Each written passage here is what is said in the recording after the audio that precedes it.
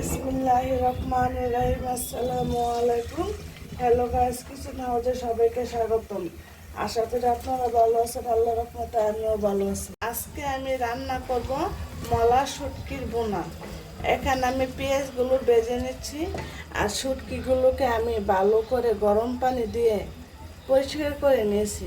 শুটকিগুলো বড় সাইজ, তাই ছোট করে নিয়েছি। ভিডিওটা যদি আপনাদের কাছে ভালো লেগে থাকে, লাইক দিয়ে পুরো ভিডিওটা দেখে নেবেন, আর সাবস্ক্রাইব করে বন্ধু হয়ে আমার পাশে থাকবেন। পেঁয়াজগুলো ভাজা হয়ে গেছে, এখন দিয়ে দেব হাফ চামচ হলুদ, হাফ চামচ ধনিয়ার গুঁড়া, হাফ চামচ তখন জিরার গুঁড়া দিয়ে দিলাম। পরিমাণ মতো শুকনো মরিচের গুঁড়া, আপনারা যেরকম জাল খান এরকম দিয়ে দিবেন। সামান্য একটু পানি এড করে দিলাম, মশলা যেমন পুড়ে না যায়। হাফ চামচ রসুন বাটা দিয়ে দিলাম। এখন মশলাটাকে আমি ভালো করে 5-6 মিনিট কষিয়ে নেব। মশলা কষানো হয়ে গেছে, এখন আমি মলা শুটকিগুলো দিয়ে দিলাম।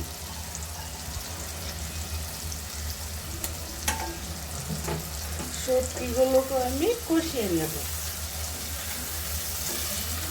দিয়ে দেব স্বাদ মতো লবণ।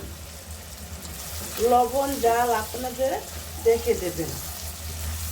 এখানে দিয়ে দিলাম আস্ত একটা বড় রসুন।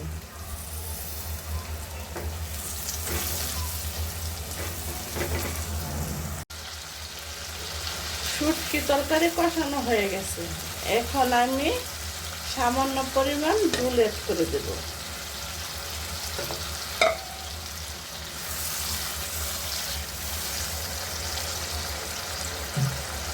ডেকে রান্না করে নেব।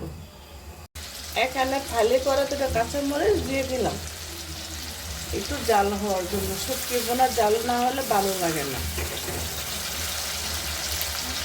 আবার আমি দেখে দিলাম। আমার শুটকি বোনা তরকারি রান্না হয়ে গেছে, এখন আমি চুলা থেকে নামিয়ে নেব।